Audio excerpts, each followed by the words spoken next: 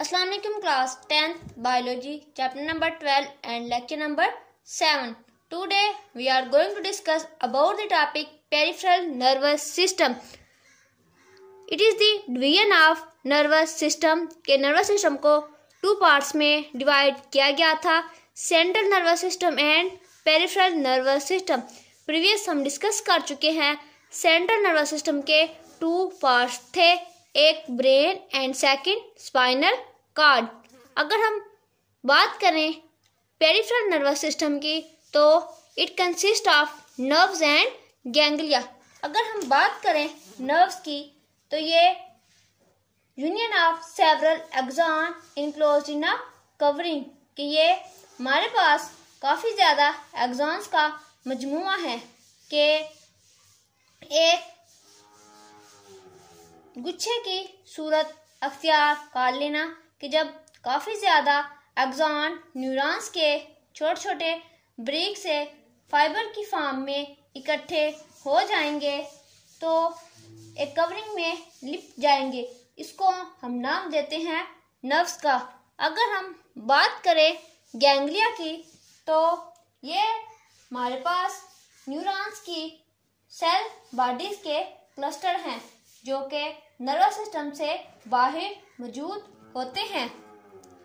अगर हम central nervous system को रिव्यू करें तो इसमें ब्रेन से जो नर्व्स बाहर निकलती हैं या फिर अंदर जाती हैं उसको नाम देते हैं क्रेनियल नर्व्स का, और ऐसी नर्व्स जो कि स्पाइनल कॉर्ड के अंदर जाती हैं या स्पाइनल कॉर्ड से बाहर निकलती हैं इसको नाम देते हैं स्पाइनल नर्व्स का.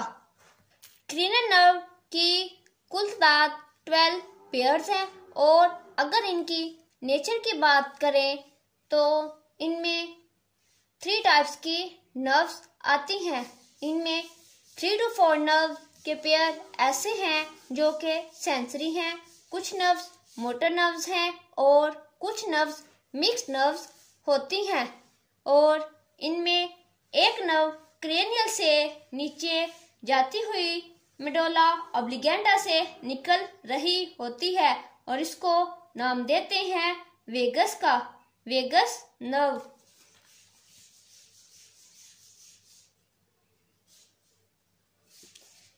वेगस नर्व में वेगस का मीनिंग होता है इधर उधर घूमना. और अगर हम स्पाइनल नर्व्स की बात करें तो इनकी कुल तादाद 31 पेयर्स होते हैं. इनमें मिक्स्ड नर्व्स पाई जाती हैं. ये स्पाइनल कॉर्ड में जितनी भी नर्व्स होंगी all spinal nerves are mixed nerve.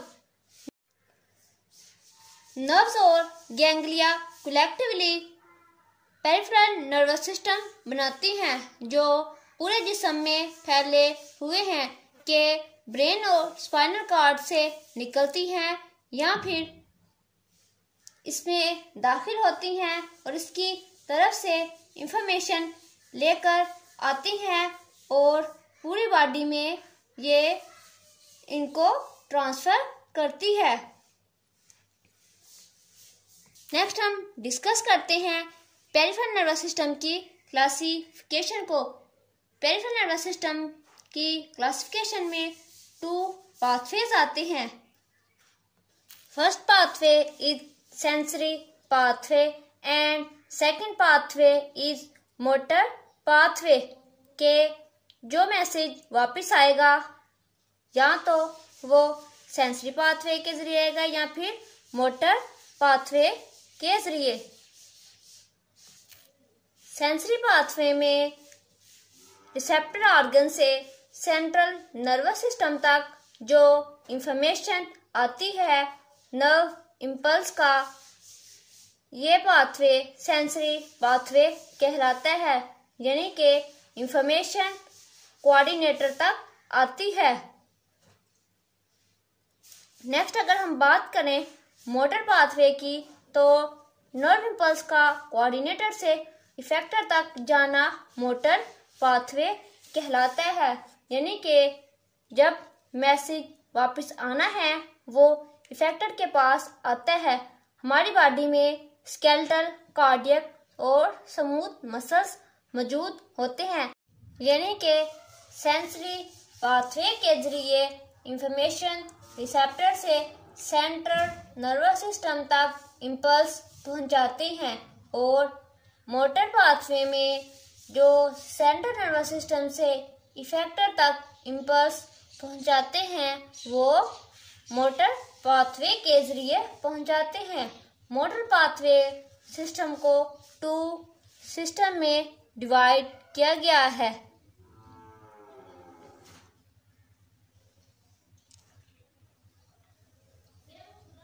एक है हमारे पास somatic nervous system, somatic nervous system, और सेकंड है हमारे पास autonomic nervous system, autonomic nervous system के जो मैसेज वापस आना है या तो वॉलंटरी एक्शन के जरिए आएगा या इनवॉलंटरी एक्शन के जरिए आएगा। जब मैसेज वापस आना है वो इफेक्टर के पास आता है। हमारी बॉडी में स्केलेटल, कार्डियक और स्मूथ मसल्स प्रेजेंट होते हैं। जब मोटर पाथवे के जरिए मैसेज वापस आएगा तो वो या तो स्केलेटल मसल्स में आएगा या फिर स्मूथ मसल्स में आएगा या फिर कार्डियक मसल्स के पास आ सकता है। लेकिन अगर वो स्केलेटल मसल्स के पास आता है तो इसका मतलब है कि वो आपकी बॉडी को आपकी मर्जी से मूव करवा सकता है। तो ये हमारे पास सोमैटिक नर्वस सिस्टम का हिस्सा है कि सोमैटिक नर्वस सिस्टम में जो मैसेज वापस आएगा वो स्केलेटल मसल्स के थ्रू आएगा। और अगर मोटर पाथवे से मैसेज वापस आएगा, अगर वो स्मूथ या फिर कार्डियक मसल या फिर ग्लैंड के पास आएगा तो वो मैसेज ऑटोनोमिक नर्वस सिस्टम के थ्रू आएगा। कि ऑटोनोमिक नर्वस सिस्टम में मैसेज के जरिए आएगा, स्मूथ में आएगा या फिर कार्डियक मसल्स में या फिर वो ग्लैंड्स में आएगा। स्केलेटल मसल्स जो हमारे हड्डियों के मसल्स होते हैं, स्मूथ मसल्स जो कि इंटरनल ऑर्गन्स के मसल्स होते हैं, और कार्डियक मसल्स जो कि हार्ट के मसल्स होते हैं। के सोमैटिक नर्वस सिस्टम ये वॉलंटरी एक्शन को कंट्रोल करता है जो हमारी बॉडी में कॉन्शियस होते हैं, यानी कि कॉन्शियस कंट्रोल में होते हैं, जो हम अपनी मर्जी से होशो हवास में सर अंजाम देते हैं। और यहाँ मोटर पाथवे में कोऑर्डिनेटर से इफेक्टर तक जो ऑर्डर्स जाते हैं हमारी बॉडी की मर्जी के मुताबिक जाते हैं। मिसाल के तौर पर कि अगर आप बॉडी को मूवमेंट करवाते हैं, आपकी बॉडी मूव करती है, तो इसमें स्केलेटल मसल अपना किरदार अदा करते हैं, यानी सेंट्रल नर्वस सिस्टम से इम्पल्स को स्केलेटल मसल तक पहुंचाते हैं। लेकिन ऑटोनोमिक नर्वस सिस्टम में इनवॉलंटरी एक्शन परफॉर्म होते हैं जो कि हमारे होशो हवास या फिर हमारे इख्तियार में नहीं होते, जो कि खुद ब खुद ही होते हैं। और इसमें स्मूथ और कार्डियक मसल्स इन्वॉल्व होते हैं। इसमें नर्व इम्पल्स मोटर पाथवे में मूव करती हुई कोऑर्डिनेटर से इफेक्टर तक आती हैं और वो इफेक्टर से स्मूथ मसल्स में या फिर कार्डियक में या फिर ग्लैंड्स के पास आती हैं। इसमें इन्वॉलंटरी एक्शन में जैसा कि दिल की धड़कन कि हाँ हमारी हार्ट बीट हमारे इख्तियार में तो नहीं है, इसी तरह जो खुराक की नालियों में स्मूथ मसल्स हैं, इनमें भी कॉन्ट्रैक्शन और रिलैक्सेशन ये भी हमारे इख्तियार में नहीं है और इन एक्शन को कंट्रोल करने में ऑटोनोमिक नर्वस सिस्टम किरदार अदा करता है। ऑटोनोमिक नर्वस सिस्टम को फर्दर 2 पार्ट्स में डिवाइड किया जाता है।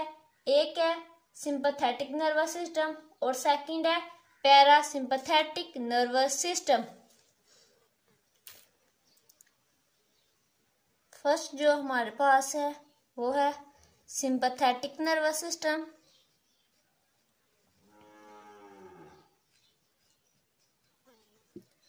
और सेकंड है पैरासिम्पैथेटिक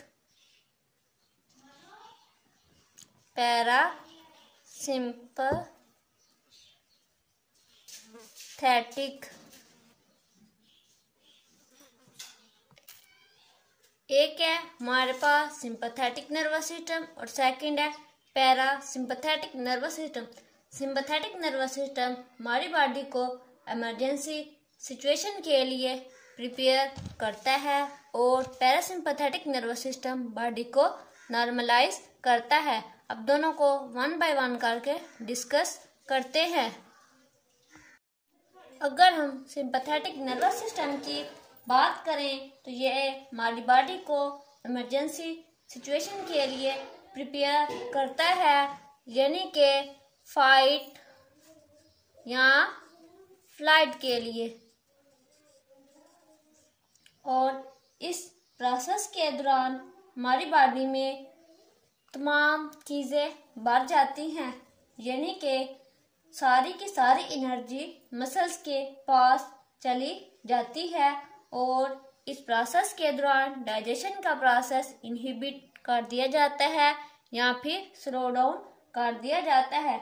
इस प्रोसेस के दौरान हमारी हार्ट बीट क्या होती हैं, इंक्रीज होती हैं, इसका रेट भी क्या होता है, इंक्रीज होता है और रेस्पिरेशन रेट भी इंक्रीज होता है।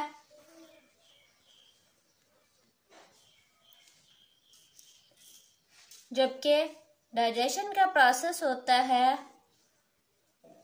वो डिक्रीज होता है या फिर इनहिबिट होता है और सारी की सारी एनर्जी किस तरफ चली जाती है, मसल्स की तरफ।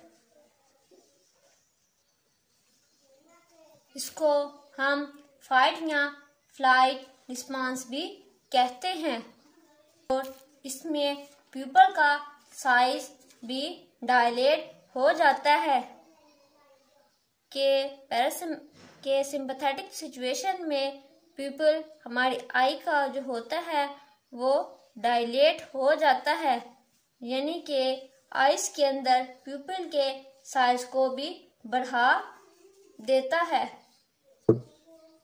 यानी कि इसमें अगर आपने किसी अलार्मिंग सिचुएशन का सामना करना है या फिर आपने किसी कंपटीशन करना है तो आपका बीपी भी हाई होगा, मीन के ब्लड प्रेशर हाई होगा और उसके साथ हार्ट बीट रेट भी तेज़ हो जाएगा, रेस्पिरेशन का प्रोसेस भी तेज़ होगा और डाइजेशन का प्रोसेस कम हो जाएगा या फिर इनहिबिट हो जाएगा और सारी की सारी एनर्जी मसल्स की तरफ जाएगी और इसमें प्यूपिल डायलेट हो जाता है। अगर हम पैरासिम्पैथेटिक नर्वस सिस्टम की बात करें तो ये बॉडी को नॉर्मलाइज कंडीशन की तरफ लेकर आती है। ये आपकी बॉडी में जो भी चीज़ें बड़ी हैं इनको इनहिबिट करेगी आहिस्ता आहिस्ता और फिर नॉर्मल कंडीशन पे ले आता है पैरासिम्पैथेटिक नर्वस सिस्टम। यानी कि अगर आपका हार्ट बीट रेट इंक्रीज हुआ है तो इसको कम करके नॉर्मल पे ले आएगी और रेस्पिरेशन का प्रोसेस भी नॉर्मल पे होगा और डाइजेशन का प्रोसेस दोबारा क्या होगा, ये दोबारा से शुरू हो जाएगा और एनर्जी पूरी बॉडी में जाना शुरू हो जाएगी। प्यूपल का साइज भी कम कर दिया जाएगा, नॉर्मल हो जाएगा, यानी कि डाइजेशन की रफ्तार तेज करके नॉर्मल कर देता है और हार्ट बीट और सांस लेने की रफ्तार को भी नॉर्मल कर देता है। आज हमने डिस्कस किया है पेरिफेरल नर्वस सिस्टम को। पेरिफेरल नर्वस सिस्टम में हमारे पास 2 पाथवे थे, motor pathway and sensory pathway. Sensory pathway में इंफॉर्मेशन सेंट्रल नर्वस सिस्टम से जाती है कोऑर्डिनेटर के पास और मोटर पाथवे में ये इंफॉर्मेशन जाती है नेक्स्ट इफेक्टर के पास। मोटर पाथवे को 2 पाथवे में डिवाइड किया गया था। एक था हमारे पास ऑटोनोमिक नर्वस सिस्टम और सेकंड था somatic nervous system. Autonomic nervous system में जो इंफॉर्मेशन आती थी वो या तो स्मूथ मसल्स के पास या फिर कार्डियक मसल्स के पास आती थी या फिर ग्लैंड्स के पास। और सोमैटिक नर्वस सिस्टम में जो इंफॉर्मेशन आती थी वो स्केलेटल मसल्स की तरफ आती थी कि सोमैटिक नर्वस सिस्टम ये कंट्रोल करता था बॉडी के वॉलंटरी एक्शन को और ऑटोनोमिक नर्वस सिस्टम में बॉडी को कंट्रोल करता था इनवॉलंटरी एक्शन में। ऑटोनोमिक नर्वस सिस्टम को 2 पार्ट्स में डिवाइड किया गया था। एक सिंपैथेटिक नर्वस सिस्टम, सेकंड था parasympathetic nervous system. Sympathetic nervous system body को फाइट या फ्लाइट कंडीशन में प्रिपेयर करती है और पैरासिम्पैथेटिक नर्वस सिस्टम बॉडी को दोबारा से नॉर्मलाइज करती है। That's all about topic. Thank you.